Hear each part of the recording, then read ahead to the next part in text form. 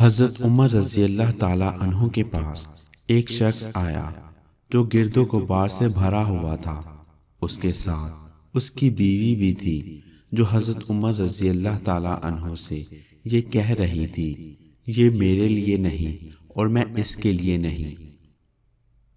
حضرت عمر رضی اللہ تعالیٰ عنہ نے یہ جان لیا کہ یہ اپنے شوہر سے نفرت کرتی ہے، اس لیے آپ رضی اللہ تعالیٰ عنہ نے اس شخص کو حکم دیا کہ تم غسل کرو اور اپنے بال اور ناخن ترش کرو۔ جب وہ شخص فارغ ہو کر واپس آیا تو آپ رضی اللہ تعالیٰ عنہ نے کہا، اب اپنی بیوی کے سامنے آؤ۔ بیوی نے جب اسے دیکھا تو وہ حیران رہ گئی اور نہ پہچاننے کی وجہ سے پیچھے ہٹنے لگی۔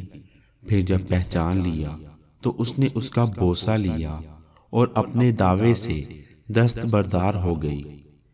حضرت عمر رضی اللہ تعالیٰ عنہ نے فرمایا، تمہیں ان کے ساتھ اسی طرح کا برتاؤ کرنا چاہیے۔